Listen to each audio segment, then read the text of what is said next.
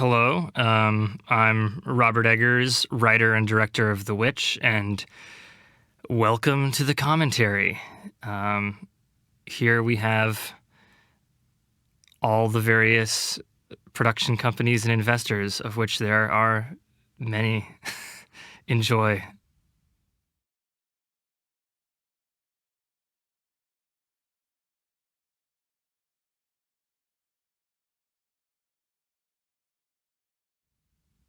Tried to put a lot of black after all that so that you could forget about it.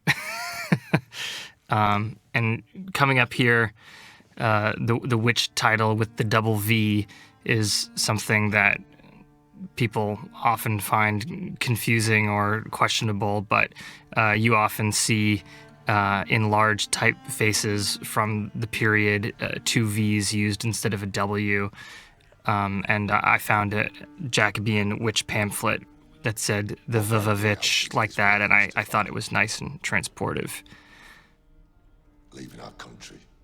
This meeting house was built in a derelict lumber mill in northern Ontario in the town of Mattawa, where we were shooting. We travailed a vast ocean. We originally wanted to shoot in New England, but for tax incentives and other financial reasons, we ended up shooting in northern Ontario, which worked out very well for many reasons, which I'll probably talk about later. We're introduced to our family. I cannot be judged by false Christians, for I have done nothing save preach Christ. You'll notice soon that the men and the women are divided in the meeting house, which is correct to the period. But you'll see in this next shot that there's some small boys that actually would have been standing with the women in the 1630s in this kind of Calvinist Puritan meeting house. But because we had so few settlers, I wanted to distribute the sexes completely so that that would be more clear. On the far left is our line producer, Brian Campbell. He had a good puritanical face, so he got cast as that judge. Catherine.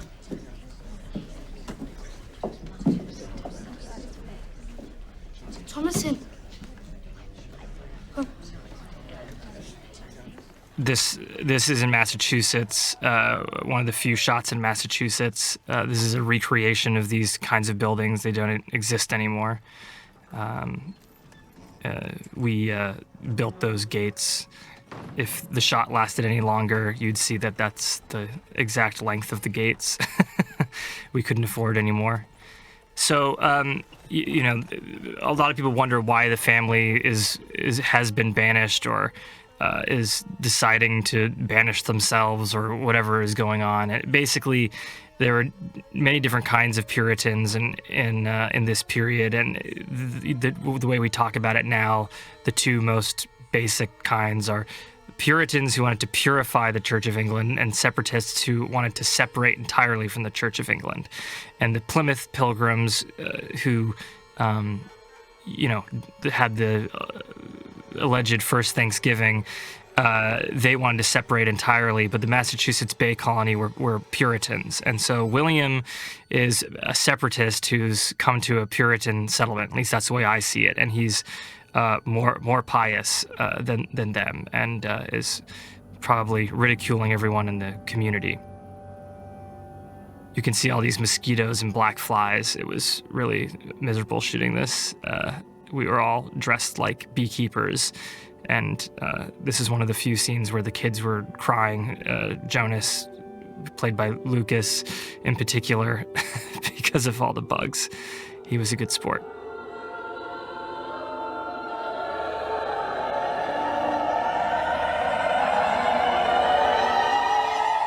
Mark Corvin's great score and the Element Choir doing a good job there.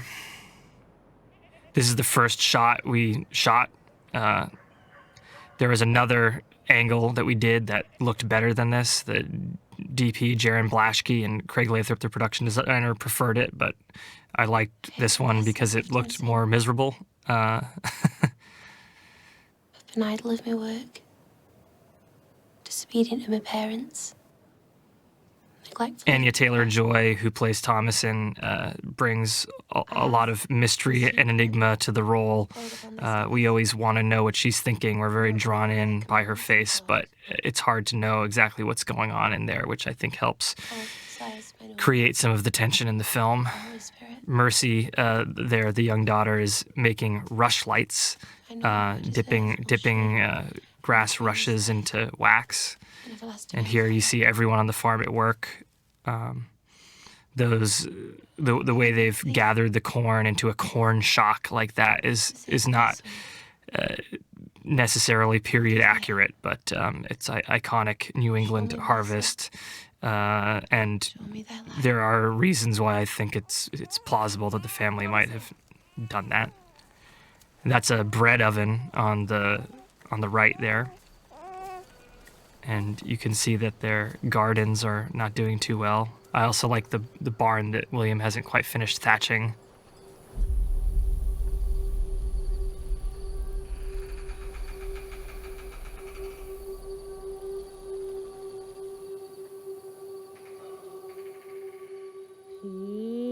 Boo! Originally, the first drafts started with this scene with Peekaboo. And we knew even less about the family. It would have made for a very good, jarring opening, but I think in the end we decided we needed more scope and more understanding of the family's past. Boo!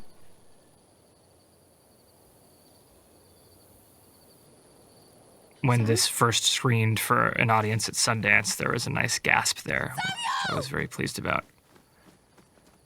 I also like the bushes and grass. That was all maneuvered by Luke and Donnie in special effects, tying fishing line to twigs and things. And that is actually Tracy Loader, our makeup artist, as the witch in that one shot, and this one too.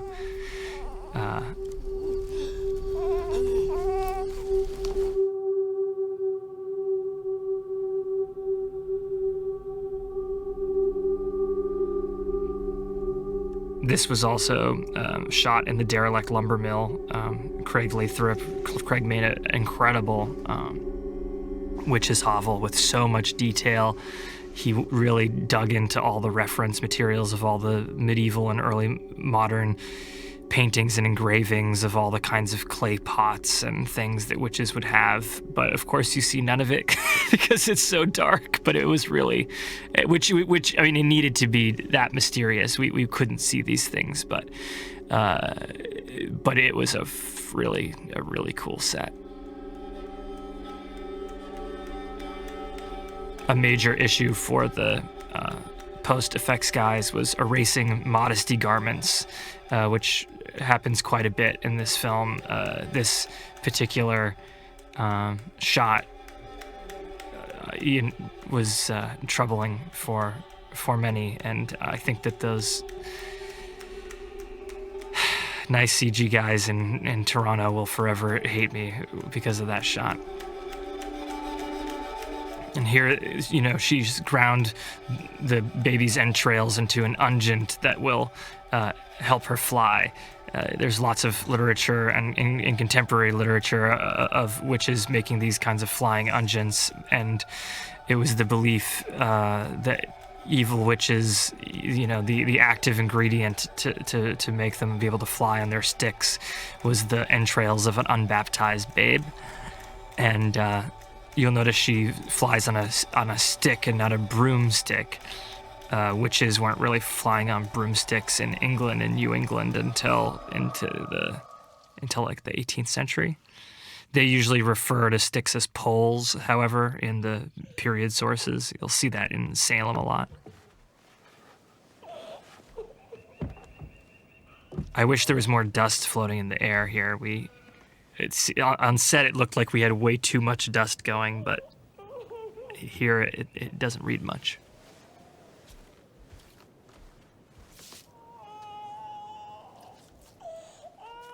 I like this scene. It feels good. You can smell the world. I like the intimacy of it. It's a lot of hard work with Louise Ford, the editor, piecing this together. Also, with the sound design that first started with Lou and I, and then Adam Stein and Oris, the mixer. It was quite difficult because we had to get all these really quiet, subtle sounds of breathing and nightmares and footsteps, but then hear Catherine crying downstairs and praying downstairs in a very clear way, without having it feel like she's in the room with them, or for us to think that Thomason is the one who's crying and praying. So it was very complicated. I also really, really liked Thomason's hemp blanket there. It turned out to be a rental. I wish that it wasn't, because I wanted to take it home. That step ladder, the rungs of it were from just a barn salvage, and then they milled them to make those rungs, and they discovered that it was actually tiger maple, which is a very expensive kind of wood that was used for this ladder, which is kind of funny.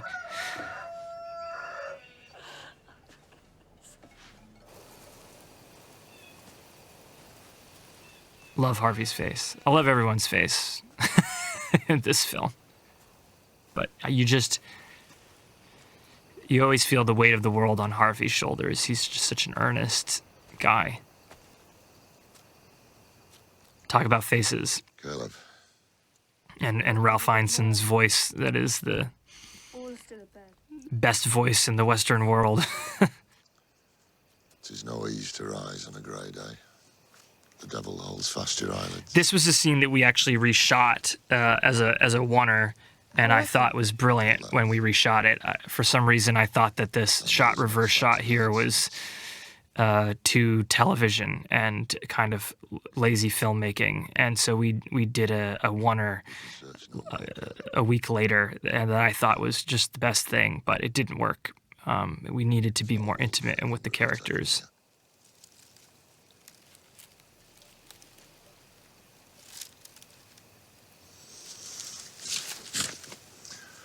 Left to the wood. Craig Lathrop did that corn rot himself. There was lots of attempts at how to make corn rotten. A lot of the corn actually is rotten. We had to buy the corn well ahead of time. We shot this in March, and we had to buy the corn the previous fall in order to have the corn. So we kept it in storage, and then set it all up.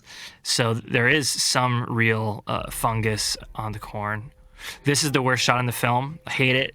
Sucks. Jaron, the DP, hates it even more. Sorry, Jaron. It is Massachusetts, though. But we when we were doing our retakes and pickups, we didn't have the time to scout a landscape for just one shot, and that's the best we could do with the location that we had, unfortunately. It's not expansive enough.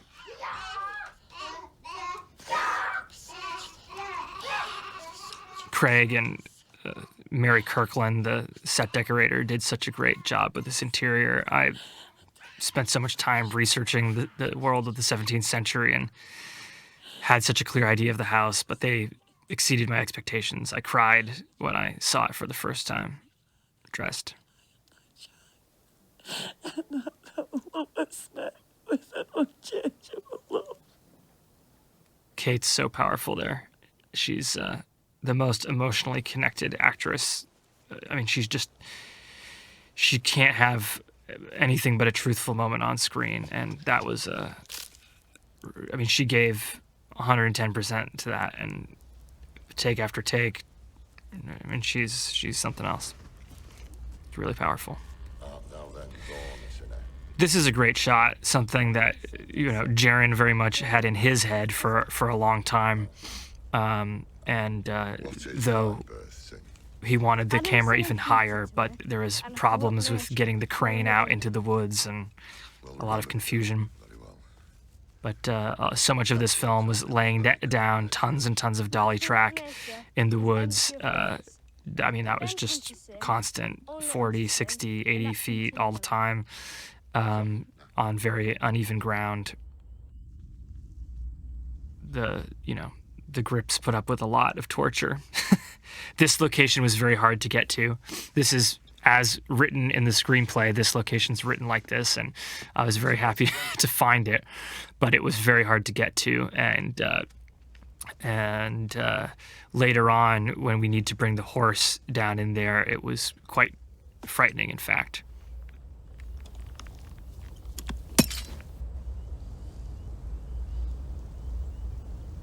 Was Samuel born a sinner? Aye. I might then. We pray he hath entered God's kingdom. What wickedness hath he done? Place faith in God, Caleb. We'll speak no more on thy brother. Why? He hath disappeared, not 1 week past, yet you and Mother utter not his name. He is gone, Caleb. Tell me. Tell thee what? I would not have wanted to have been Stop her prayer. a Puritan. And if I died Predestination's a rough thing, a hard thing to wrap your head around, and clearly Caleb's having a hard time with predestination and original sin here and the fate of his brother. It's interesting too, a lot of times people wonder why aren't they just looking for the baby. A week has actually passed since the baby disappeared, but also, you were instructed to not make close attachments with your children until after the age of 4 in this period because they might die so easily. And I think that the danger within the wood would be, if William died looking for the baby, then the whole family would, die. So times were hard. This was shot in Massachusetts.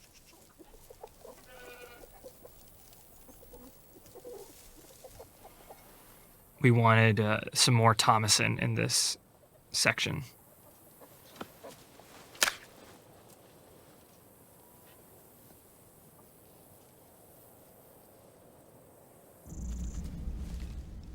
This is also Massachusetts. I love all the lichen on the trees. It was in southern New Hampshire, where I'm from. It's like that in the forest all the time. It wasn't quite as damp where we were shooting in Canada, so there's not quite as much of the lichen. Fool of an animal. Fowler! Fowler, what's this? Fowler's not the right breed of dog, but what can you do? Praise be to God. Make haste, Caleb. Don't find it. That hare, her name is Dizzy. She had a 16-year-old trainer who was fantastic. Dizzy was very cooperative and, did take after excellent takes. Very pleased with Dizzy. And if you Google hare and witch, you'll understand what that's all about. This was a very difficult scene to shoot with the goat. Every scene with the goat was very difficult to shoot. I criticized Charlie a lot. I think that the thing is, Charlie, I don't know if you can train a goat. I just don't know if you can. I think Charlie was really cooperative. We did tons of takes with Charlie. He just didn't do what was needed. Maybe we were too demanding. Maybe that was the problem. But it was very trying. Very trying.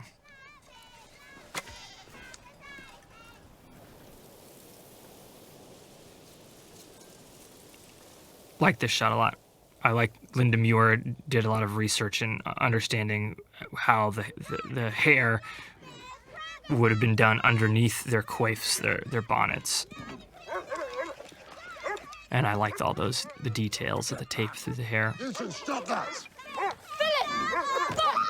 Here, the goat is on a leash to keep it from, getting to the children, but that's been CG'd out. Occasionally, goat wranglers' hands have been CG'd out.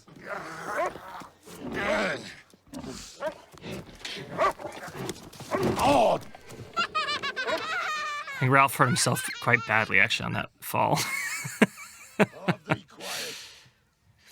There was a line here saying something like, "It's only dung," that was great in the script, but never really seemed to work. What's the matter with thee, Thomasin? What is the matter with thee?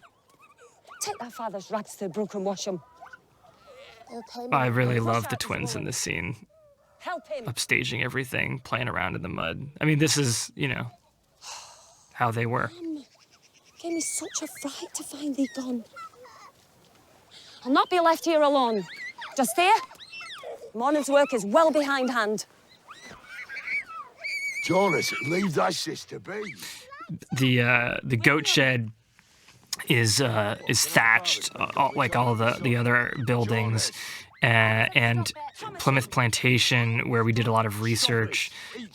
When I was a kid, they had thatched goat sheds, and now they have clapboarded roofs on the goat sheds. And I wondered why the change. But during the course of the shoot, the goats kept eating all the thatch off the roof. They kept eating it, and there you can see they're actually eating the fences. So that is why you don't have a thatch roof on your goat shed. So I learned. Tell me. Father wanted it a surprise to cheer you, but there were none. I thought I'd seen him.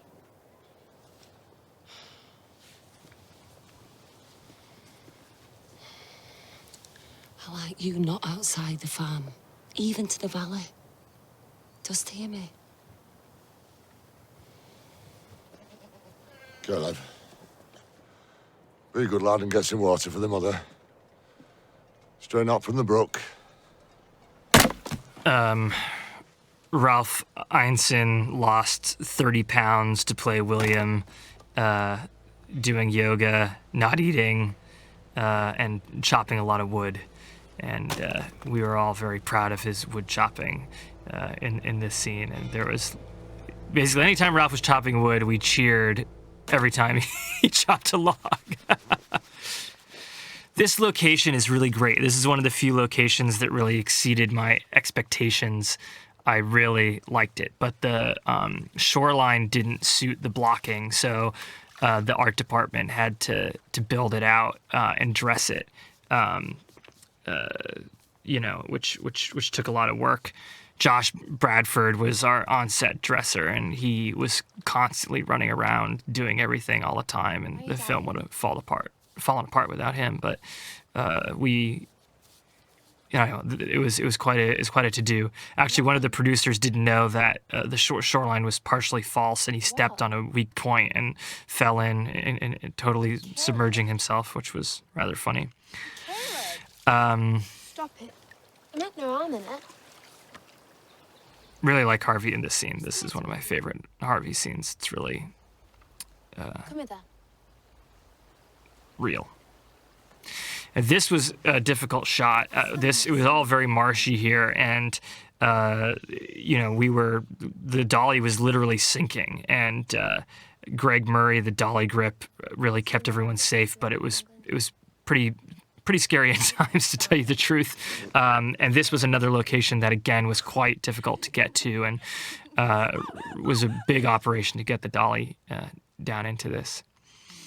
And this scene was also one of the early audition scenes, so it's fun to see how it took shape, and to see Ellie here as Mercy really chewing up the scenery with, her audition performance, taking it to new levels.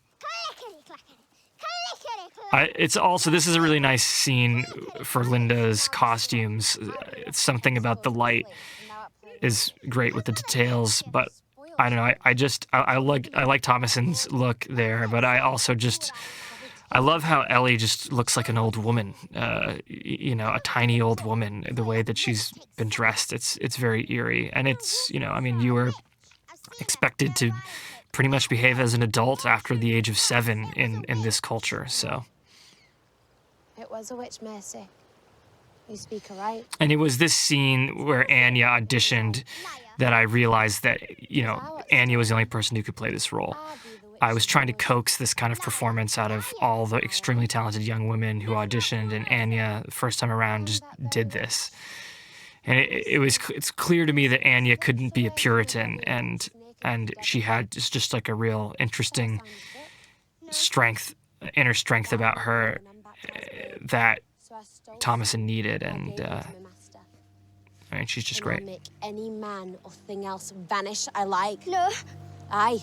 And I'll banish thee too if thou displeaseth me. Be quiet. Mercy! She's but telling fantasies. For Chancellor boil and bake thee. Since we're a lack of food. It was hard for Anya to attack Ellie. But Ellie is so professional, so professional, such a good sport. I'll reach thee and thy mother, and Jonas too. Stop thy tears and swear thy silence. I swear. You'll not tell mother nor father. I swear. A little bit of green grass spring poking out there. We were constantly running around picking buds off of the tag alders, all the little trees around here. I don't like this shot. I mean, I like it, but right here we should be in a two-shot, medium two-shot with the two of them, and kept it more intimate. And then after Caleb leaves, then we should have gone to this shot. It's bad storytelling. It's too austere. But we ran out of time, and like that's effective, and that's a good cut to the next shot. Yeah, that's great, but I really wish we had that two-shot to keep the story more engaged at that moment. Our faith in the promise of the gospel, our fear of thy name, and the hatred of all our sins, that we may be assured that the Holy Spirit dwells in us. This scene is shot more like the meeting house in these singles, very ordered. You know, a family is a little church, a little commonwealth is the saying from the period, and so we were trying to emulate that here. You also see the sexes separated, women on one side, men on the other. I mean, that's the sexes, all right. And here they're eating unleavened bread made from the cornmeal from their corn.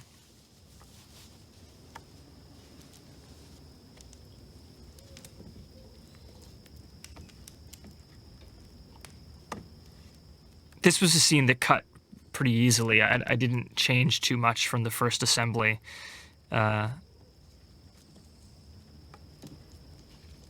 Just kind of Thomasin, tightening the pace up a bit. what's that doing with the silver cup? It's not on the shelf. And I like the sound design in this scene very much, where we feel the presence of nature. It was very crucial to always feel the presence of nature.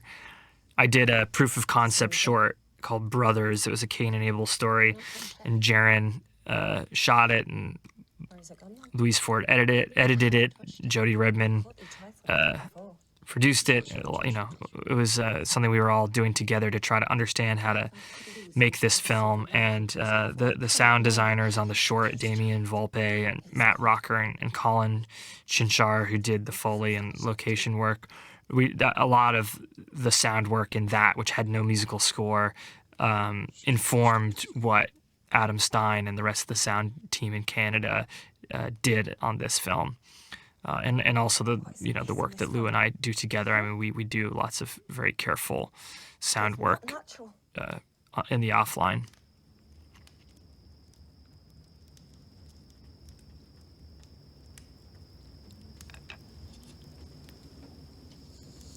Caleb, well, I'll read out a chapter of the Word tonight. We must find Small detail, you can see William's doublet that had been washed, drying by the fire. for our sins.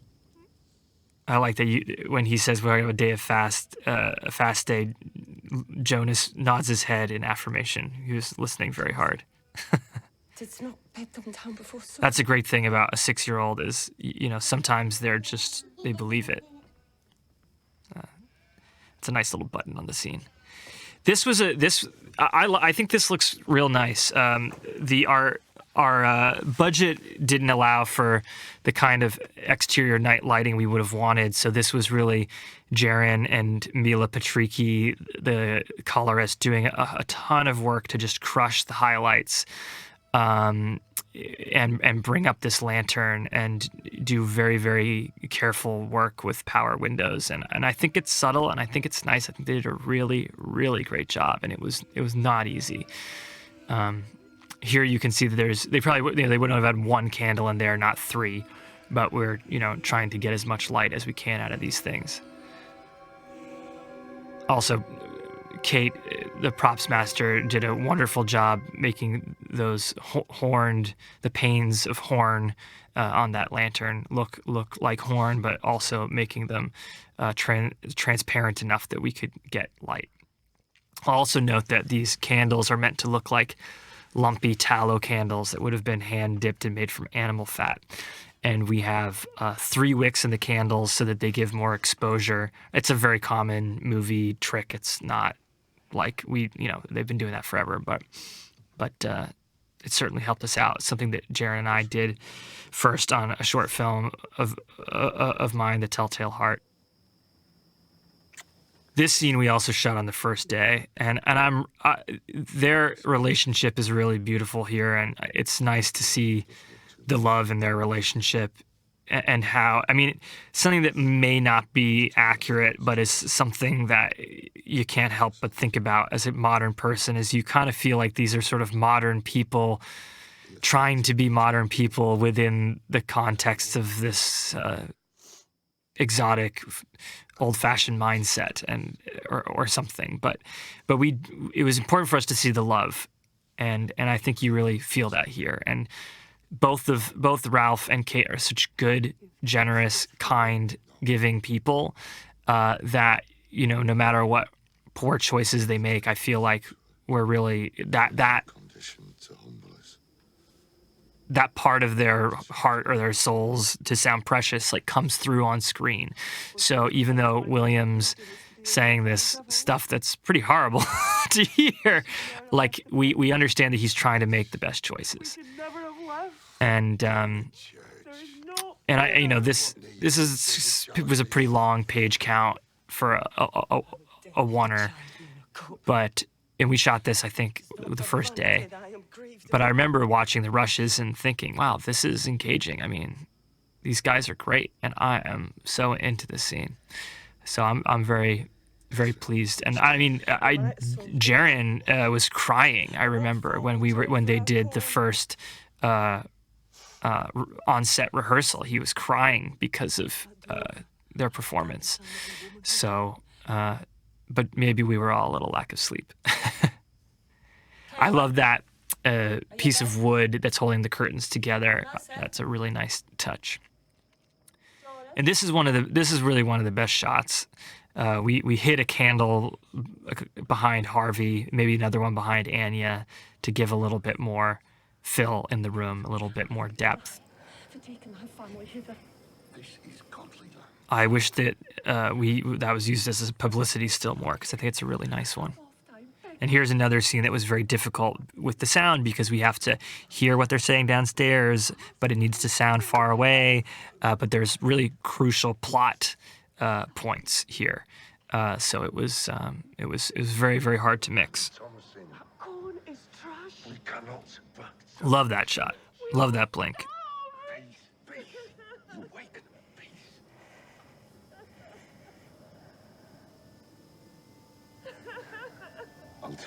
Really, every one of Anya's takes was pretty damn usable. It's just sort of what texture of Thomason do you need? Sometimes I wish we'd CG'd her earring holes out. But maybe that's getting insane. I don't know.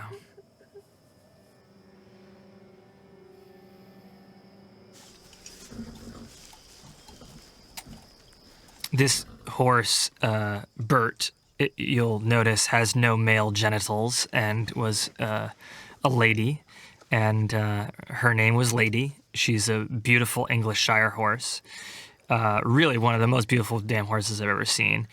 and she is the correct kind of breed horse, whereas our goats are incorrect. Arapawa, which is a goat that's feral in New Zealand now that English settlers brought there, is sort of the closest thing to the goats that would have been brought over by the settlers in the 1620s and 1630s. I promise thee. This scene was a little lumpy in the script, and I did a bunch of last-minute rewrites, and Annie and Harvey both were struggling with it, and I was kind of saying, no, you don't understand the subtext, and I finally realized that they actually understood the scene a lot better than I did, and rewrote it around their suggestions.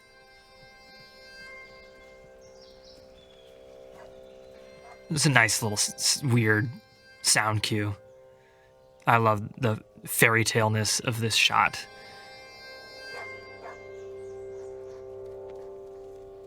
The gun is just way too damn big for him. Yeah, so here it was too dangerous to bring the horse down. We tried, and Lady was really struggling, so Jeff Brownell, the second AD, Annie was actually sitting on his shoulders in that shot. Remember laying on the floor in the sun? Yeah, You must. fun fact. And where the sun would shine. Here we have a little bit of sun for one of the only scenes with sun, one of the only happy moments in the film. Sort of bittersweet, melancholy remembrances of the past. But don't worry, everything turns crap again real soon. Well, it was pretty.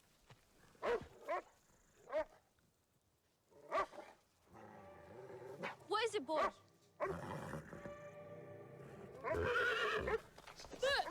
Comedy!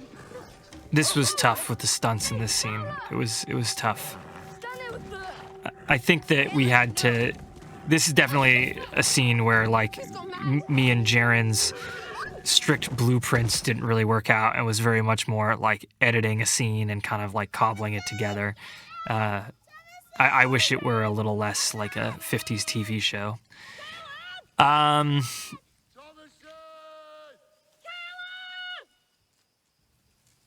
If you were looking for your child in the vast wilderness, you'd want to have a voice like that, let me tell you. I also love the kids tied up with the bells. That always gets a laugh. There's like, this film takes itself too damn seriously, so it's nice when people can laugh. This was a tough shot on Brian Gedge, the camera op. The ground was very uneven with the steady cam, and it was not easy. Oh, help me, and I'll leave my sin. For I repent, and now shall be. From evil I will turn to thee. None ever shall destroy my faith, nor do I mind what Satan saith. Oh God, my Lord, I now begin. Oh, help me, and I'll leave my sin. For I repent, and now shall be. From evil I will turn to thee. None ever shall destroy my faith, nor do I mind what Satan saith. Oh God, my Lord, I now begin. I think that little ditty, I may have made that one up. It might not be from a source, or it was maybe like a slightly adjusted thing from the New England Primer. That was the real dog just breathing with a bunch of guts and blood on him. Learned that trick from Days of Heaven. These are supposed to be, these were all poplars that looked like birch trees most of the time, were very white. But because it's not birch and poplar, doesn't have that paper bark, it had rained and it absorbed all the water and turned these trunks black. But the intention was that all of these are supposed to look like white birch trees for all that sequence. But oh well, doesn't really matter.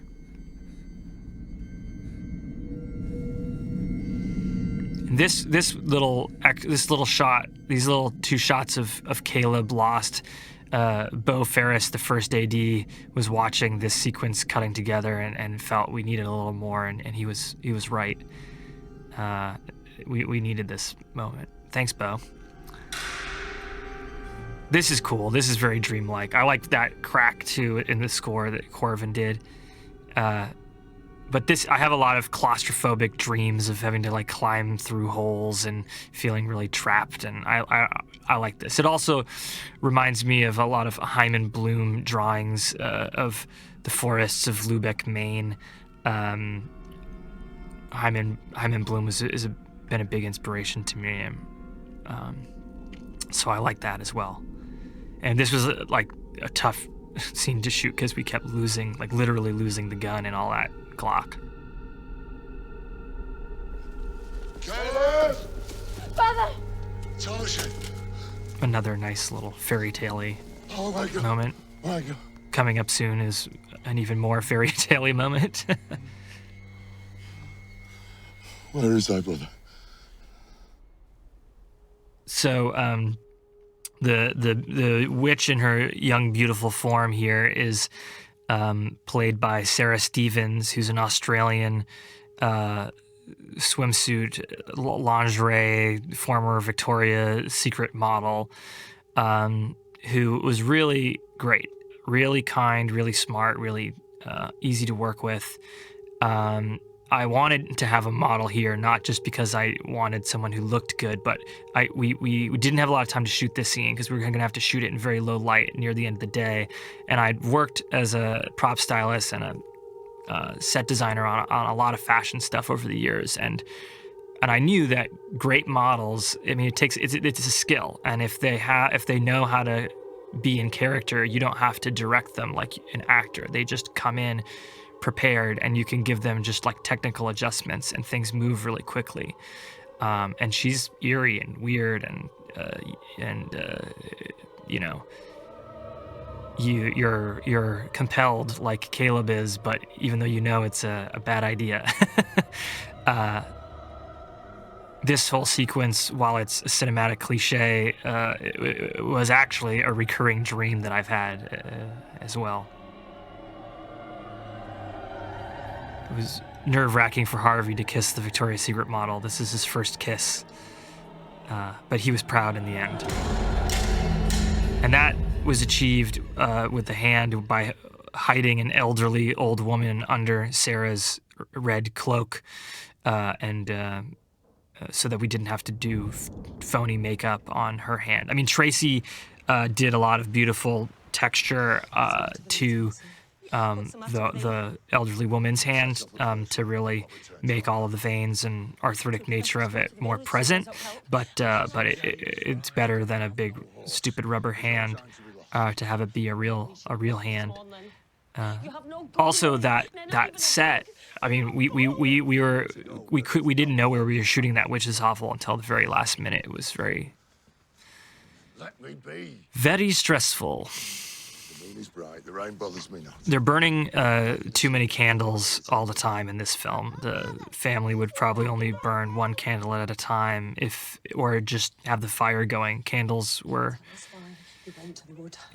expensive. I cannot. They wouldn't be, but we're just trying to create a little bit more depth. Let me find favor in your eyes. Child, tell me and I will. I am... Speak! I love how dainty all the belts are in this period. Even the men's belts are that same, half inch to an inch. I don't know. It just seems weird. You'd think William would need a big 2.5 inch, 3 inch belt, but he's just got this small little belt.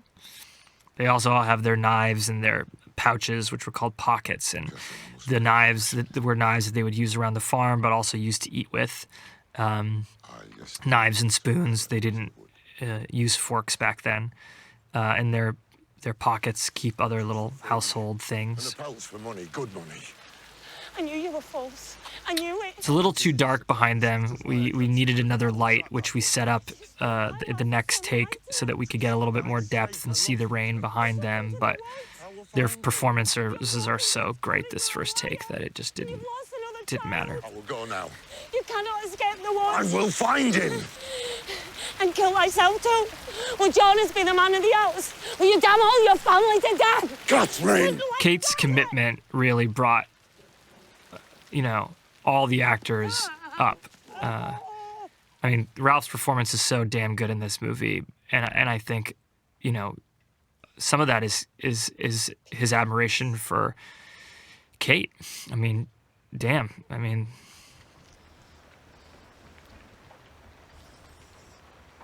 Mother? it's one of the few scenes where we see some tenderness with Thomason and Catherine. I wish that I had written one more scene where there's some tenderness in their relationship. I think it does work, and it helps the build to the climax that we need. But I think that it's a little one note, and I wish that we had seen a little bit more tenderness early on to see how the relationship changed. But the movie's only an hour and a half, so what can you do?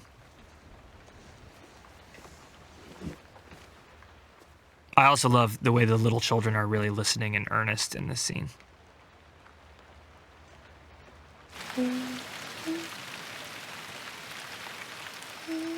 Here, Annie is humming the song, the psalm that Kate and the family sing as they're leaving in the cart, leaving the plantation early in the film.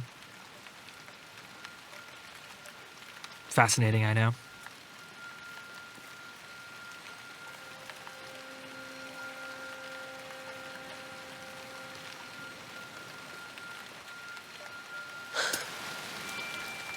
Another scene where we're digitally erasing modesty garments. Harvey was wearing flesh-colored bike shorts, but he was still plenty cold, let me tell you. He was a real good sport, and we had to do quite a few takes because the camera move was difficult to sync with his actions. So thanks again, Harvey. And this is a cool little atmospheric one shot that works very, very well. Here, Catherine is making a poultice with some herbs and tallow to sort of, keep the sickness away. So she spreads some schmutz on that rag that she's tying around him. Because of the way, it doesn't really read. It's who knows what she's doing, but I like the idea that she's practicing almost in a way like white magic, folk magic, in a way that she's not thinking about that, and I kind of like that idea. And this here, cutting into the temple is sort of like, bleeding out the madness. That actually is, I will admit, CG blood, and it looks damn fucking perfect. I have to tell you, we did a version with a blood tube and all this, and the CG, they really nailed the hell out of that blood. This, along with the shot in the beginning where they're all praying when they found the clearing where they're going to make the farm, was shot on a very ancient Panavision zoom lens that had a messed up motor. All the lenses we were shooting were pretty much vintage. We had these vintage Cooks from the 40s, but this Panavision zoom lens was a nightmare. Like, it's cool to have the old glass and the old characteristics, but good God, like, we had to do so many more takes anytime we were using that thing, so there was always a problem with it. What else, Caleb? This is a much longer lens than we tend to use, but it's kind of fun. What say you? Black Phillip Sif, you are wicked. Ellie's plaiting or braiding his hair there. She had a very good relationship with Charlie the goat. They got along very well. I'd never hurt Caleb. Nor Sam, nor thee. You beat me. There was the actors had a week of rehearsal, getting to become a family, getting to know each other, trust each other. It was very crucial that we see that love, but also there was sort of an animal training period, and Annie spent a long time learning how to milk goats, which was much more difficult than she expected. And in fact, Anna, the goat trainer, had to come in and sometimes actually milk the goat.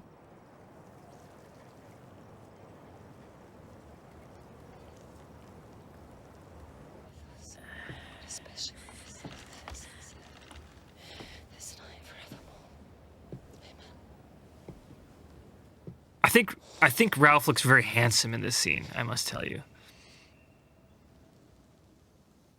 This was another scene that was cut very easily because the performances were just so good. She's not the same. This is unnatural providence. I know not that. Look at my son. There was some pressure to cut this scene because it's sort of, What?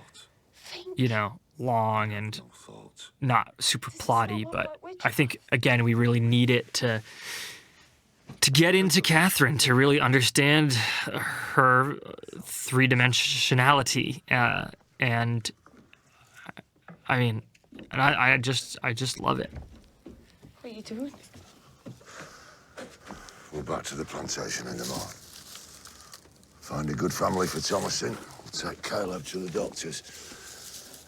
He'll tell us. And the upstairs, this garret, was actually built in that derelict lumber mill. It was not. The downstairs of the house was on location, but because this was so tight, we decided, or Craig Lathrop kind of insisted, and he rightly so, that we build this on a stage.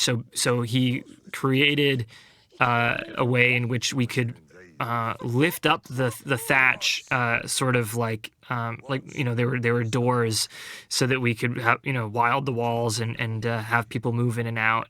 We were never putting the camera in a place that was sort of outside the space, because I don't really like that. It starts to feel artificial, but it helps the crew maneuver in that really tiny space, which was actually much bigger than is accurate. We had to enlarge it anyway in order to shoot in, and this house is too big. They wouldn't have built such a large house. They also probably wouldn't have built a garret at all, because the amount of time that it would have taken William and Caleb to pit saw all those boards would have been insane, or the cost of to buy the planks from a frontier lumber mill would have been very prohibitive.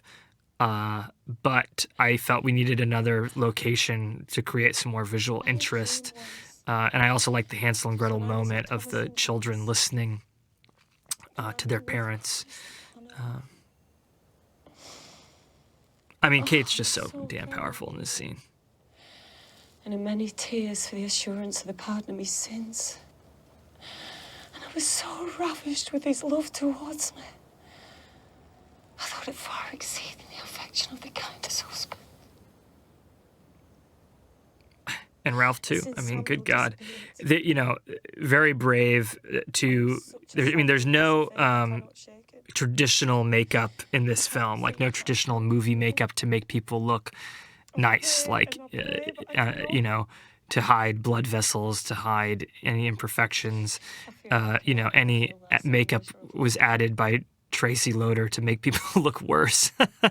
You know, and she does break down work on both Ralph and Kate to make them progressively look worse throughout the film. And I thank them for, you know, letting themselves look like human beings and not like actors. That way we can feel that they're farmers. Also notice Ralph rolls his R. He in that Ralph had William's Yorkshireisms come out like extra hard in times of emotional stress. Billhook that they're all using is a very common tool in English agriculture from the period. I just love her feet dangling there, by the way. But it was I don't know why it didn't really stick around here, but they use them in England still, but I don't know. Enough!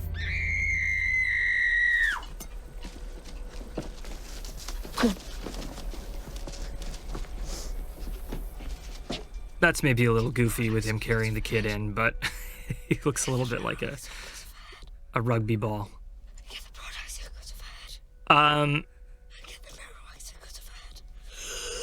Very proud of this scene. I mean, it's not a perfect scene by any means, but it was the most difficult scene to shoot. It was a very long page count, like 17 pages or something like that. I feel like everyone had said that this was the longest page count that they had done. And while it was the whole film was very meticulously storyboarded, not storyboarded, shot listed. I don't like to storyboard if I can avoid it, but shot listed by Jaren and I. This scene, we kind of threw our hands up and realized we need to work with the actors. So this scene was rehearsed just so much, and it was fun. It was like, rehearsing a play and trying to figure it out organically. And we knew that if this scene didn't work, that it was really going to be, the whole film would fall flat afterward. I think more than any scene, this is just so collaborative. The shots are very much shots that Jaren was coming up with, watching the actors, work on this scene, and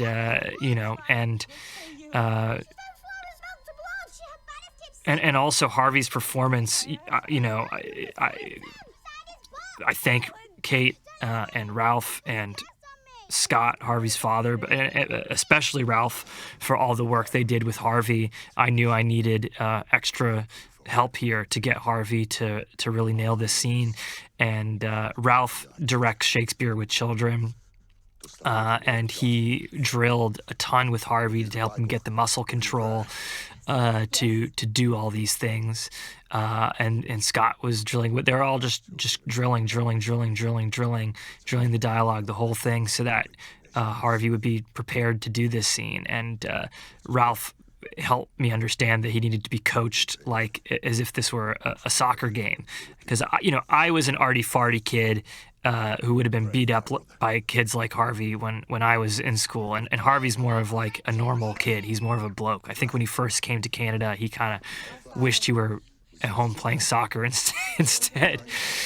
But he was proud of his achievement in this scene, and as he should have been. I mean, the twins are really pretty great here too. I really love this. But and the other thing is Harvey couldn't know the extent, he couldn't know the subtext of what was going on here. He couldn't know the subtext of what he was saying. He couldn't know the subtext of the motions that he was making. So it was tough. This was another scene that was edited together fairly simply. Louise likes to say that's because it's the only scene that didn't have two angles. So.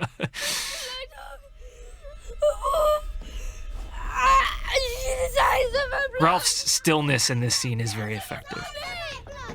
I also noticed that, obviously we would want the linens to be these kind of dark colors, but we were trying very hard to find bed linens with great texture, but the ones that would also be dark enough that Harvey would appear extra pale. He had makeup as well, but we were working across all teams to make him look as pale as we could without it looking like an artificial makeup job. Oh, yea, though I should walk through the valley of the shadow of death, I will fear no evil, for thou art with me.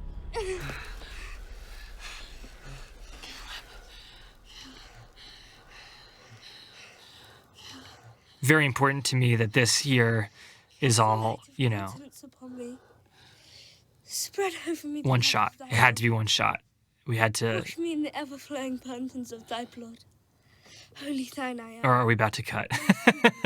But in any case, no, we don't. But in any case, yeah, because just to stay with him through this to the moment that we see Thy embrace. that his jugular My lord. is not pulsing anymore. It helps us believe. My soul's salvation. Take me to thy lap. And I don't think we're too aware of, unless you're a filmmaker, of the one-takiness of it, because I think that the camera operation is very excellent here, and that it really is led by Harvey's performance and not by, and his performance is not led by the marks he needs to hit. So I do think that unless you're like a film loser, you're just kind of watching the scene.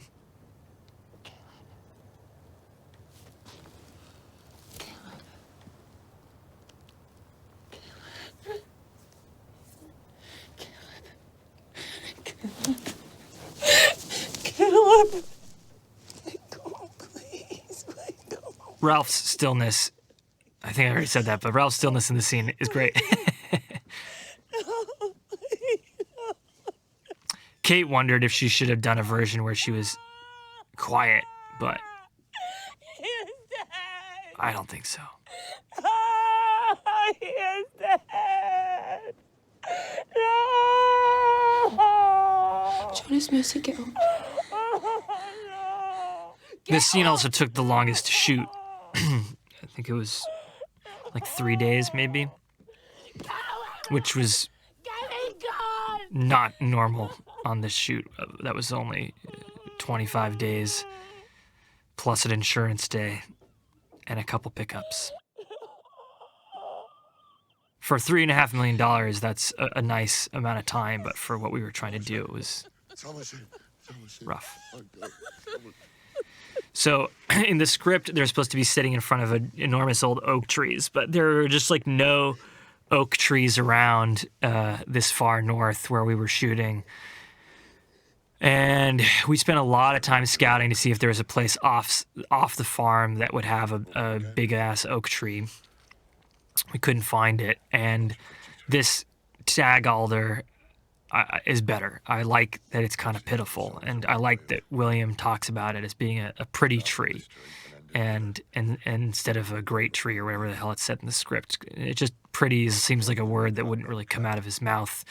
I think Ralph suggested pretty when we were trying to rewrite this, and You must tell me, Thomason. and you can picture this small tree with the white blossoms that these tag alders make in the spring being quite pretty. And this scene's great. This is, if I don't, I keep saying how great everything is, but like, by the way, like I can't stand watching this movie, but this is a scene I get into anyway. I really love Anya in this scene, and how she and Ralph play off each other is so strong. This was another audition scene that, I mean, Anya came in doing this like this on the day. They did maybe to about here, maybe a little further, and it was so strong. And then on set, really bringing it. Christ, come on, witches, if you will but speak truth to me. A lot of the stuff that William says here is what an Elizabethan man's words to his wife, who he was trying to convince was not actually a witch. She had, I think, killed their children by burning their house down. And actually, some of the stuff that he's saying in his desperation is kind of against Calvinist dogma, but, he loves his daughter. You took of Mother's cup and let her rail at me. You confessed not till it was too late. Is that true? Please thee. I will not. Here's where we need that Anya strength. Tongue, daughter mine. You took Caleb to the wood and let me take the blame of that too. Is that truth? You let Mother be as thy master. You cannot bring the crops to yield. You cannot hunt. Is that truth enough? Enough. Thou canst do nothing save cut wood. Faith! You will not hear me! Must I hear the devil wag his tongue in thy mouth? That's the twins then.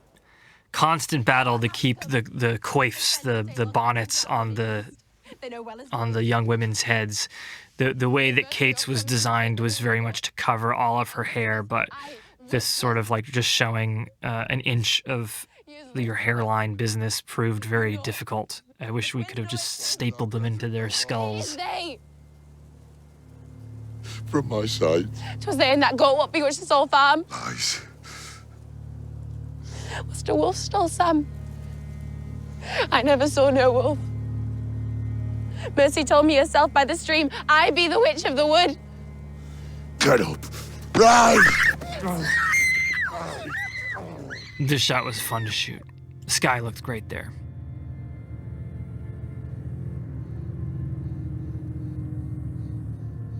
This was a tough shot because Lucas was chewing on a piece of hard candy and he kept lying that he had swallowed it, and then we would get up to their faces and he would be screwing around sucking on it, and he kept lying and lying and lying, take after take, and so finally I had to put my fingers in his mouth and pull the damn thing out.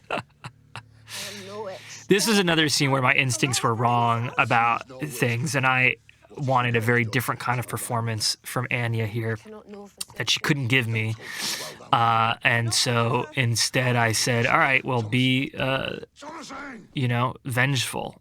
And because that seemed to be the only thing that was going to happen, and it was really right. So her inability to do what I was doing in my head was her instincts telling her this is just wrong.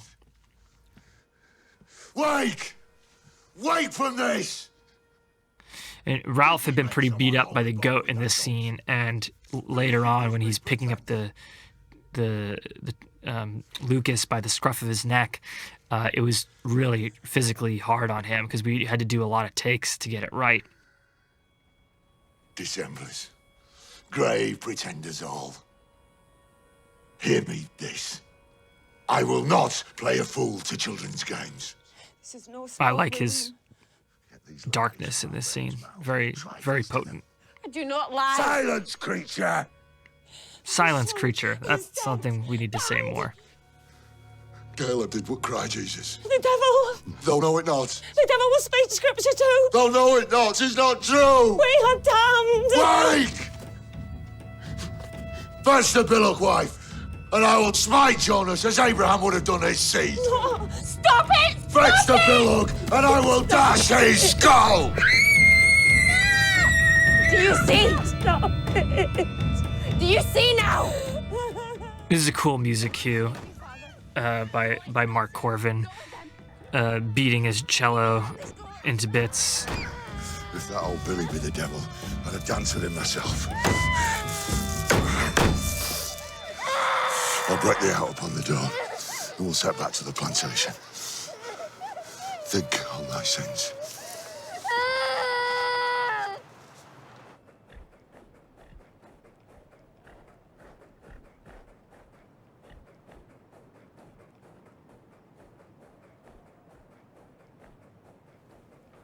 It's too sunny behind them. Three witches.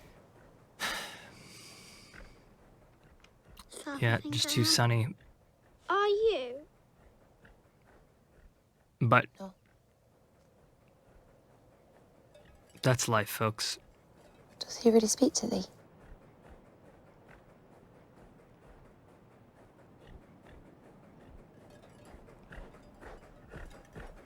Wish the shot was a bit longer, but I think Charlie gets up at that point.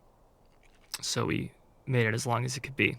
Here's that tag alder again. This is my favorite shot in the film. Big surprise.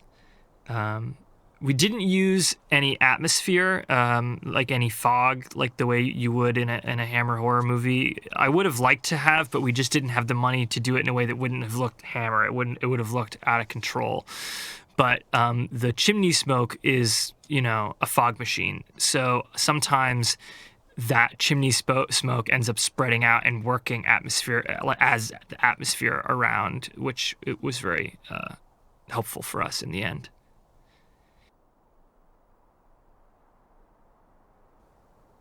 And Harvey was really in there, in the grave, which made a big difference. And I remember when we were shooting that shot of Ralph, every parent on set was in tears. Every single parent on set was in tears. And speaking of tears, I believe that this scene is the first time Ralph Ineson has ever cried in front of anyone. Being a very hard Yorkshire man, this was a big deal. And a lot of people tell me this is their favorite moment in the film, and I compress it. I like it. Jaren hates how white his shirt is and feels that it is not accurate to how your eye would render that in moonlight. And so on the next film, if we are wearing white outside in the moonlight, Jaren would request that we have the costume department do a double that's substantially darker. This is you know, the kind of specificity that goes into Jaren's incredible work. I lie before thee, a coward. Ralph looks like, you know, a wooden carving of a saint, like a Tillman Riemenschneider Northern Renaissance carving. It's pretty. It's such a great face. Save my children. I beg thee, my Christ. I have not damned my family. The eating dirt is something that I read about. Charles Hambrook Stowe talks about the idea of pious Puritans licking the dust of the earth in repentance. It's almost ritualistic in a way that it seems sort of Catholic, so I'm surprised, but it does show a lot of humility. This was a tough scene to shoot, and it was really hard on Kate because Kate's so emotionally connected to things, and she had tons and tons and tons and tons of marks, and the camera work was really difficult. And I think it was hard for her to feel like I think she felt like, you know, I cared more about the damn camera than her here. Check out the silver cup behind her. Not everyone notices it, but there it is, the vision of the silver cup. But she does an incredible job, and Kate, I'm sorry, and I'll never do that to you again. We really lucked out that the baby never cried when we were doing this part of it. The angels. Harvey took this very seriously. It was fun working with him on it. He was...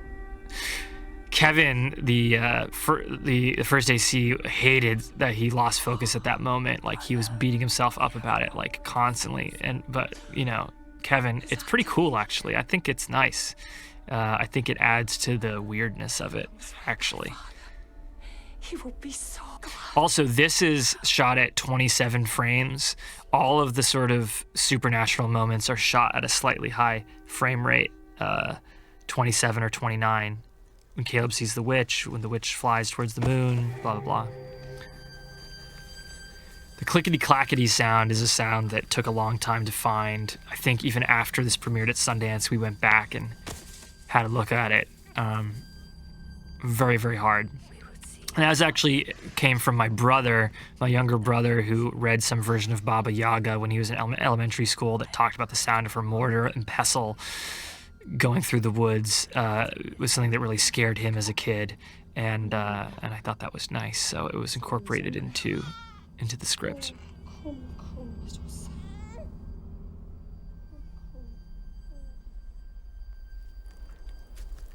So that was also 27 frames or something.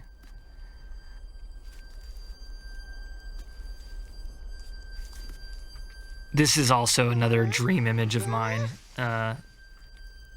I mean, there's, you know, filmic things too, but this sort of many dreams of approaching an old crone-like witch from the back. I didn't have a dream that she was suckling goat's teats, but and I guess I would sort of wake up from my dream maybe 4 frames earlier than that. Now, this raven was extremely well trained. One take. Kate was wearing a prosthetic breast, obviously, but that raven was very, very well trained. But it was terrifying. God, we were all like holding each other in terror. Now, this scene is actually my favorite scene in the film, of Ralph getting up and just realizing, oh fuck, my life is shit. Who knows what he was dreaming? But that moment I love. And here is just good camera work and blocking and imagery, cinematic, cinema being cinema, and blah, blah, blah, and dirty farmers' shirts and subtle performances. bloody nipple reveals. The thing is, everyone's all recovering from the Raven that no one notices Ralph there. This is also a really great Ralph moment. I mean, he looks utterly dead. We talked about getting really wasted and being extremely hungover, but he did this with his acting and some help from Tracy.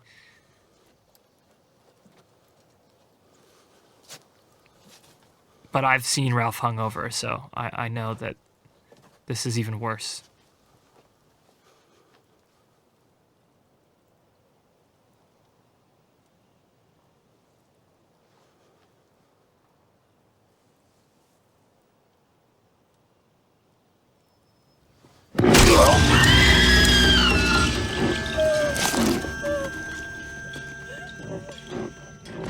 Famous rearing goat. He did rear a lot. It is true. He did rear a lot for us in this, but we had a hard time covering this scene. It was tough. And again, Lou just made it all work with the goat. That shot had multiple trainers holding him still. It had to be CG'd out. The firewood is too much like modern firewood. It's too uniform. But there was so much of it that we had to just buy cords of wood. We had to reshoot the firewood collapse. We had to do that a couple times to get all the different plates right.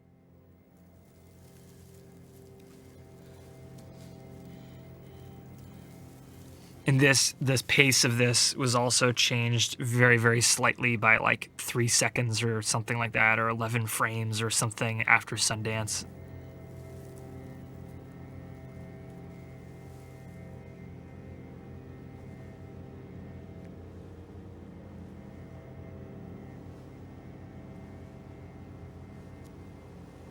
Jaren and I had shot a close-up of William's face, his bleeding face.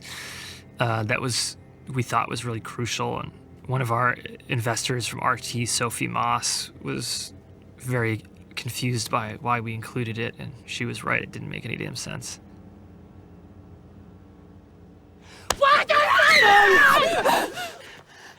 Where are they? Adam Stein's sound of her hand grabbing her hair is really great there. You have their blood upon thy hands. When we shot this, I mean, Kate was so fucking crazy. Like, we were all by the monitor just thinking, this is the craziest shit we've ever seen. You are smeared of his sin. You reek of evil. You've made a covenant with brother. You bewitched thy brother, proud slut. Did you not think I saw thy sluttish looks to him, bewitching his eyes any harm? And thy father next. You took them from me. They are gone. You can't. This was, I mean, as you can imagine, a very emotionally intense scene to shoot. It was very scary. It was very hard on Anya and Kate. It was intense. But they gave it their all.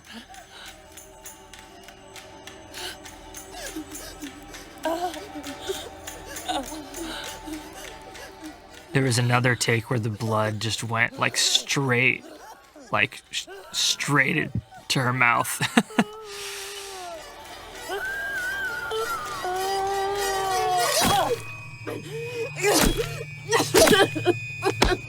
The sound of the billhook is a little bit too horror, and it's a little too hot in the mix for me, but there's no way to hear it with all the other stuff going on, unfortunately, but it just sounds a little bit too genre cliche.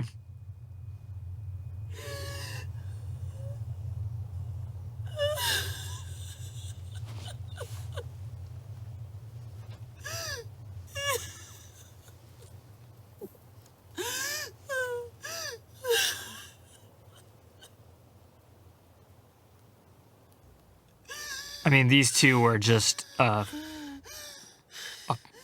mess after shooting all this. I mean, thank goodness, I was able to cast good people. I was really going out of my way to cast people who were good, kind people who could take care of each other. I love the sounds of the birds. Those are from set, but it's sort of birds don't give a shit like what's going on. They're just trying to be birds. Also, I don't know, maybe it's a rebirth kind of thing. Whatever you want to read into it. And her drunken step to the side is nice. I also like the corn hanging, drying on the side of the house, that is kind of up on people's doors around Thanksgiving. People don't even really know what it's about, but it was part of the drying of the flint corn, part of the process.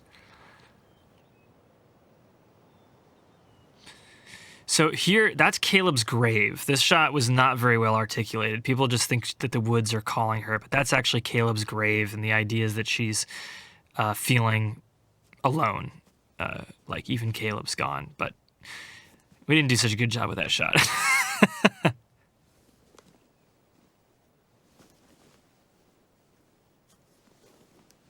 Freeing herself of the confines of Puritan society, if I can tell you what to think about a scene.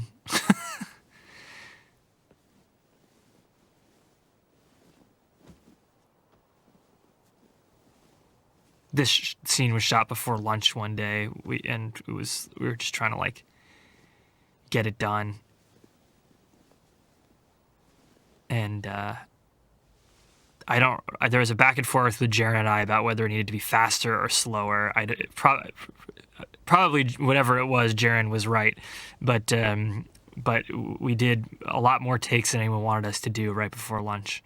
I know that, and it was hard for Anya to unlace her body or bodice, but they were called bodies back then, in a very smooth way.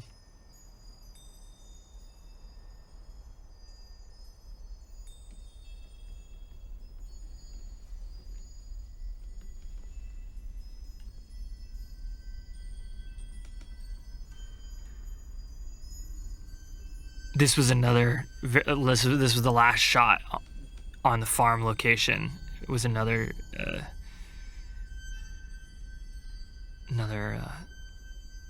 tougher. Here, there's a animal trainer in the goat shed who's calls Charlie to walk in.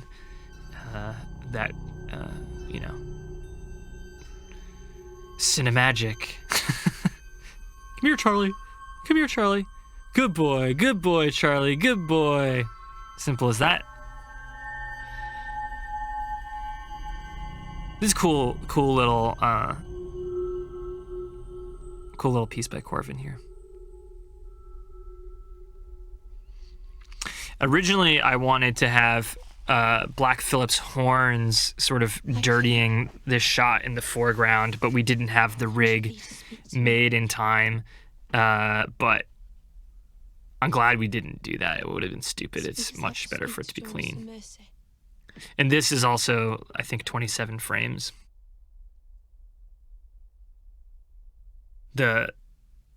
Jaren did some incredible work to light this scene. Like, if you had seen the setup, you'd never have believed it. It was all candlelight, but he had candles in this weird circle around her with diffusion cut out in strange shapes. I mean, it was quite a wild thing. What dost thou want? What canst thou give? Love Black Phillip's voice here. Taste of butter, a pretty dress. Wouldst thou like to live deliciously? Yes. All the things that the devil says here are things from texts that I found. Living deliciously and butter and the whole thing. Dost thou see a book before thee? Craig spent so much time on that devil's book, barely be seen. Also, the puppet of goat hoof that then is replaced by the cavalier boot, and this costume, this very elaborate cavalier costume covered with gold and jewels and spurs and cockerel feathers and this insanely custom-made beaver hat and the earrings and all this shit. You don't see any of it. And you barely see Wahab, who's the most handsome man you've ever seen in your life, playing the devil here. And I mean, he was devilishly handsome. And this whole last sequence to the end, I believe, is 29 frames. The way the witches were moving was something that I had a hard time trying to articulate aside from an abstraction. And accidentally, when I was in Toronto prepping, I accidentally started watching all these stumbled across YouTube clips of Japanese Buto dancing. And I was like, this is it. Buto is the way into this. And I Googled Buto Toronto, and it turned out that this incredibly talented woman, Denise Fujiwara, is one of the greatest Buto choreographers in the world. And she was in Toronto. And she had a group of women of all different ages, shapes, and sizes, from 19 to 65 or so, who were Buto dancers and down to be naked and down to be witches. And she choreographed this incredible stuff and helped choreograph the way they look when they're flying, and really, made the ending of this film powerful, along with, of course, Anya's incredible performance and Corvin's insane score. I mean, the Element Choir here, they terrified the sound engineers when they were doing this chanting, which, by the way, is in Enochian language discovered by Dr. D, alchemist to Queen Elizabeth. It's not exactly folk magic, but I have my reasons for choosing it. It's fun, very Goya-esque. And this shot of Anya was the very, very last shot of principal photography. I think it was the last take, too. We did it as a series without cutting. We just kept resetting.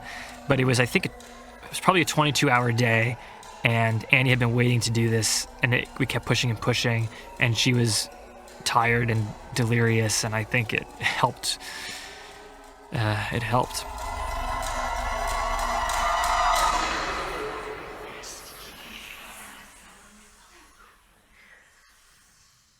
I want to thank Kyle Campbell, who was the online editor, because the titles kept changing constantly, like right up until the last minute. I think, and after Sundance again, we had to go in and adjust the titles again. I mean, Kyle was redoing these titles so many damn times, and there was, new investors coming in at the last minute, which he raised an eyebrow to. It was pretty wild. I also love the end credit music. I actually like the end credit music better than I like the entire movie. And here's another case where I wanted just the two pieces that are used here are the two pieces that I wanted. They were from some early music album that I had found, and I wanted them to be just played on strings. But Corvin said, the woman who I'm sorry, I forgot her name. I never met her. Her name will be in the credits soon. But she's an early music singer, and she specializes in Elizabethan and singing it and stuff. And I was like, well, I'd rather just have it be strings, but let's give it a shot. Why not? And I love it. I just love it. And she found all the sheet music for this stuff. She's a real specialist. And she played many of the period instruments on this film, the viols and viola da gamba, and she plays a lot of the complicated nickel harpa parts. Mark Corvin himself plays nickel harpa quite a lot. But well, anyway, I thank them. I also want to give a shout out to Charlene, who worked on costumes with Linda, and Charlene was so dedicated to this film and the meeting house scene. I mean, she was, along with some others, in the middle of the woods sewing aprons and sewing linen coifs and sewing, collars and all this stuff, because we had to. A lot of those costumes were rented from Italy, and the Italian fashion from the 17th century was a little bit more loud. So she just took so much care to puritanize it, and I thank her so much for that. So, all right, the credits are almost over, and I've been yapping a lot. So I hope you enjoyed the film. I hope you learned something in the commentary. And thanks again to the incredible cast and crew, my incredible creative producers and investors for making this film happen. Thanks.